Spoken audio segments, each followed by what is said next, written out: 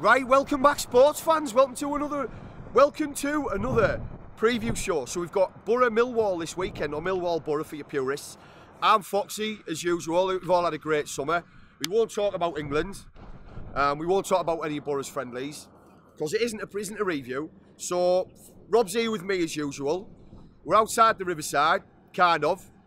It's just a hell of a good set, this. Rob's practiced all summer on his sets, to be fair, and what we've done is we've upgraded from papier-mâché and blue tack, and now we're on drawing pins and Gorilla Glue and sticky back plastic for all you people out there who remember Blue Pete. And this is what you can recreate, guys. Fantastic, and it almost looks real. So let's talk football. That's what we're here for. So I don't know how you guys are all feeling, but I guess there's a little bit of negativity in the air, especially with where we are with the season just on our doorstep, a couple of days away, or a day away whenever you're watching this, and not really much business through the doors, but we won't get bogged down on that. So let's talk about Millwall.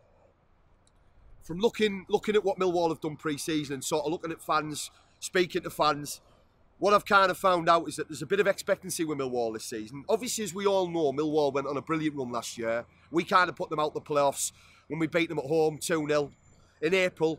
Couple of games before the end of the season last year, but obviously we've gone there to the new Den, which is where we are on Saturday, and they've beaten us 2-1, and that was the start of their unbeaten run. I think they had 15 games at home unbeaten, which was mega. They've always had a great the Den's always been a fortress, whether it's this place or the old Den. So we know what we're going to expect there. We're going to have a battle. The team's going to be set up. It's going to be well organised. Neil Harris has worked wonders with them since taking them from promotion to League One. Obviously, he's an ex-striker, so he likes to play quite attacking with the team that he builds at home. And obviously, the fans get behind the team. So what I would expect from Millwall on Saturday is a real tough game. 4-4-2 usual setup. Key men to look out for is Wallace out wide, Gregory and Morrison, who's a bit of a stalwart up front. And the man in the middle, George Saville, who a lot of clubs have looked at, would have been a potential signing for the Boro, I think, but he hasn't gone anywhere. They haven't really done much business as well in the summer, a little bit like ourselves. They've not really lost anyone. They've signed up Meredith on a really good contract, who's part of the core of their team. They've brought in Ben Amos, and you know, no one else really, nothing really flash. A guy called Murray Wallace, I think.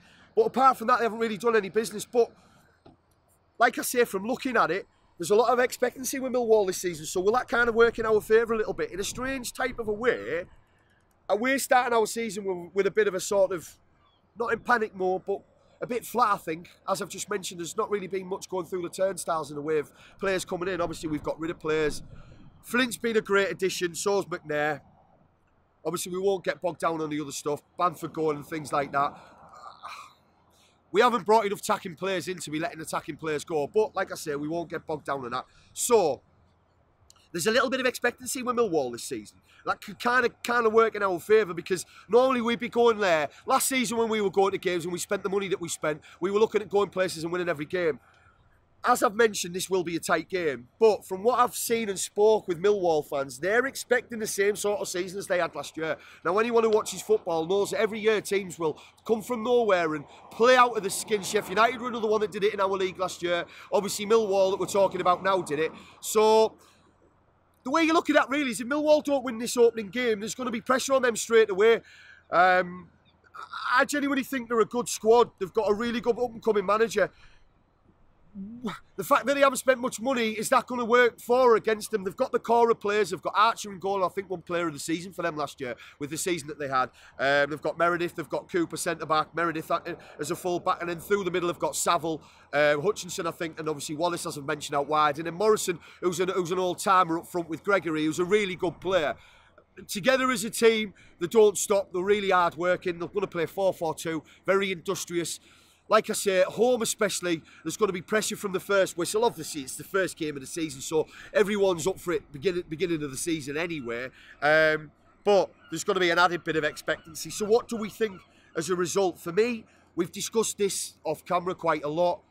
We're in the kind of ilk that it's going to be a really tight game. The bookies are making it a tight game. I think it's 9-4 for a draw with certain outlets.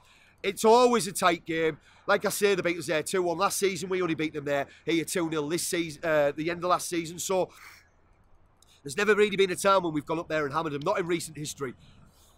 And as I said, they're a bit of a banana skin for a lot of teams in the Den. So My heart's saying 1-0 Millwall, 1-1. Not many goals in it. But my head, for some reason, which is the opposite way around, is thinking we could go there and beat them 4-0. For the reason I said at the top of the show, that there's no expectancy on us at the moment. A lot of Boro fans that we spoke to were a little bit deflated with what's going on. Yes, there's potential talk of players that are coming in, but they still might not be there for Saturday. So we'll be starting with a squad maybe that we've seen playing pre-season friendlies. Maybe Fletcher and Assombalonga up front, who had a great outlet against Hartlepool. But again, they were playing against average players in an average club. So Millwall are going to be 100 times better than Hartlepool, and it's a competitive game. And as we know, that adds a certain sort of side to the game that you just can't recreate during pre-season friendlies. So, like I said, 1-1, 1-0, and maybe 4-0. I've kind of covered everything there. I'm going to go with 1-1. Rob, any thoughts, brother? Unfortunately for the people going to the game, I think it's going to be 0-0. Yeah. Listen, guys, get there and support them and get behind them, because no matter what we think about what we're doing with the transfer window, how we feel about recruitment, manager, coaches, any of the pre-season friendlies that we've seen, which have all been appalling, let's be honest, it all comes about relationships and fitness at this time of the year. And I'd like to think, no matter what else, that Tony Pulis has got a structure in mind, and he knows what he's doing on Saturday with a team, and he's already got planned what relationships he's going to have built. One of the positive things for me is Lewis Wing and Harris Chapman are both involved this season. They've both been given squad numbers, so that's a positive. There's still squad numbers up for grabs, which obviously, like I said, we're not here to discuss transfers, but that gives us a little bit of positivity to know that players are going to come in or while leave squad numbers open. Rob, Nathan Wood doesn't look like he's going to be in the squad this year, the 16-year-old that we talked about, and neither is Marmutovic, which are two real up-and-coming talents that we've talked about in previous shows. Again, I'm not going to get bogged down on that, because that's not what today's all about.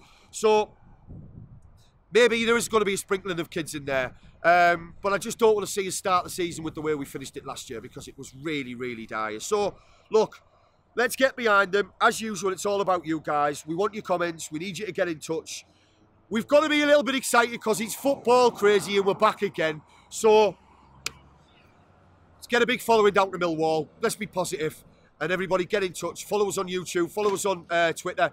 You know, usual sketch, guys. But, like I say, this has been a preview show. I'm Foxy. That's Roberto. Peace out. It's in the blood wherever you guys are. Speak to you soon.